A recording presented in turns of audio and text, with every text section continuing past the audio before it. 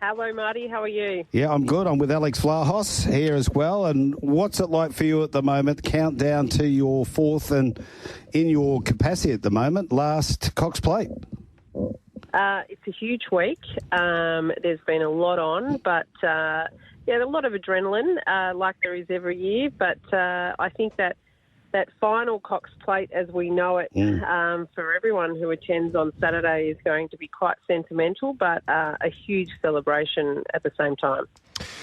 Charlotte, very good afternoon to you. Thanks for coming on. Great to chat to you again. We know Brittany Taylor's over there. She's doing a bit of work, and she's part of the Races WA podcast here in Perth, and she sent me some videos. Were you at the ladies' luncheon this afternoon? Oh, don't. Now, My be careful. goodness. Be careful. It looked like they were having a bit of fun. Alex, I was very well behaved at the luncheon today. We have that every Wednesday before the Cox Plate, and it's a great opportunity for us to showcase our partnership with our charity, which is Myeloma Australia. So that's been pretty special, and obviously all the charity pins are associated with that over the Cox Plate Carnival. Can we jump forward as to what is Moonee Valley going to look like once it has, the remedial work and all the remodelling done after this Cox Plate?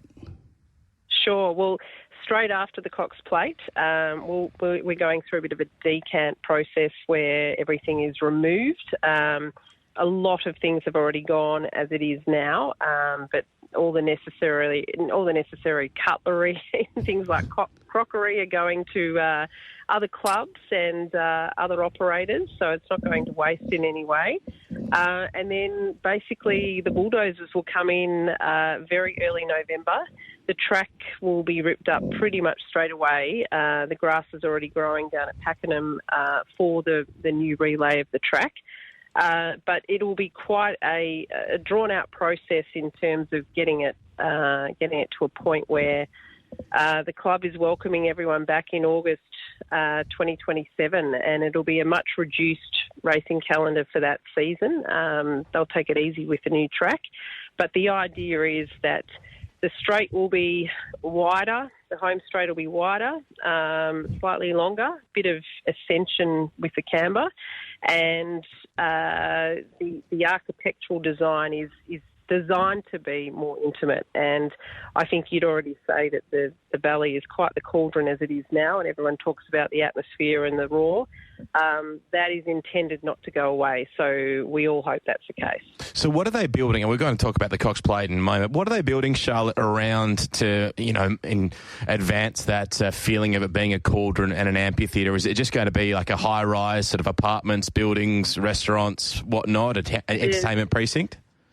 Where the grandstand currently is will be replaced by high-rise apartments, as you say, with shops and a walkway through from the Dean Street and Fian Avenue area. Yep. So if people know that, that's the main entrance where the Winx statue is. Mm-hmm. So that will be quite a transformation in itself, with the tunnel going through to the infield there. The horses, as you know them, in those back stalls and the beautiful mounting yard that is so intimate, you're literally on top of it, that will now be in the infield. So it'll have a tunnel through to the racetrack, a bit similar to Hong Kong in that context. In terms of the grandstand, that's now designed to be over where Wilson Street is, where the school is. So literally the track is flipped around and brought closer into the infield as we know it now. So it'll be quite when I say an unrecognisable remodelling of the track and the grandstand, the idea to get it more intimate is basically to ensure that it's still tight. It's renowned as a very it's a tight turning track. It takes a lot of strategy from the jockeys to get a win there. And as we knew back in the Imperatrice days, it was the slingshot that she was able to come through the home bend there where the apartments now are and get her grace on the track towards the finish. So I think the idea of intimacy also relies on there being tight turns. But, yeah, having a grandstand eventually that sort of sees itself over the track rather than behind it. Charlotte, what about this year's Cox Plate? I get the feeling you're hoping that Via Sistina can make it 2 in a row. Well, I think all the drama of her winning last year, I won't lie, I wanted to see Prognosis win last year. There was a lot of work put into Prognosis coming second. And it was very unfortunate not to see him come back from Japan this year and retire a stud. But Via, I watched her do a closed gallop on Saturday, and her coat is just copper. She is shining beautifully. She commands the track. She's a big mare. But she does it very gracefully, and I think she's at peak form right now. Chris is very confident. But I also think he's made the call with Aliana to come back in at her peak time. She's obviously a 4-year-old, and her coat was just starting to come through when she came for her gallop on last week. So I think there's definitely an opportunity there to see a sleeper come through. But in saying that, I'm not trying to cover the whole field. I love Antino too. Tony Gollan's been very confident, and not a lot has been said about Antino. So, and Blake Shin knows how to ride a winner. I think he'd like a Cox Plate.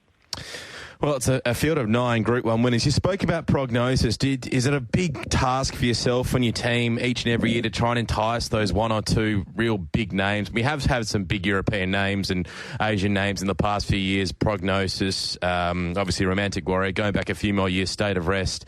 Ben Battle was here when, Lise Grisot from Japan. Is there a big effort from yourself and your team each and every year, Charlotte, to try and target those 1 or 2 real big names? And was there one that sort of didn't come to fruition this year? Yeah, there were. Well, Prognosis was one of them, and the other one we attempted to hunt down was Kalangadin, the French horse who... That's the one that won on Saturday night. Yes.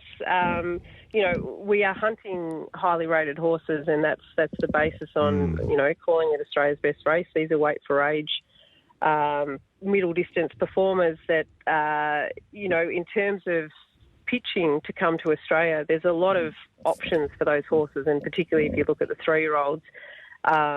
We have Win in Your Ins with the Takarazuka Kinnan in Japan in May/June. Sometimes it changes. Then we have the Saratoga Derby in the US, just for the 3-year-olds. And then we have the Juddmonte International. Now, those 3 races, if you look at each winner, none have come through as runners in the Cox Plate for the last 3 years. We had Docklands last year coming out of the Juddmonte as a 5th place getter. I think he was in the Cox Plate. But I think generally we are hunting those high-rated horses, as I say, that have options elsewhere. And in terms of travel, if they're coming out of Europe or they're coming out of Japan, they can go to other jurisdictions, have lesser quarantine, lesser duration in a plane, and they don't have to go through vetting protocols. So the quest is a difficult one when they have so many options of stake money elsewhere. We did raise the Cox Plate stakes to $6 million this year, with $4 million going to the winner, which was what we thought was very good enticement. But I think for us, it's not about the size of the field; it's about the quality of the horses in it. And we weren't able to attract an international runner this year. We had a few from Japan and Ireland that were requesting to come over, but their ratings just weren't high enough. So that's probably the difference in terms of we don't recruit for the sake of having an international. It's got to be the right horse in the race. Now, the news that Alex and I were talking about before we got you on is that you'll be leaving the Moonee Valley Race Club. You're heading to New Zealand, is that right?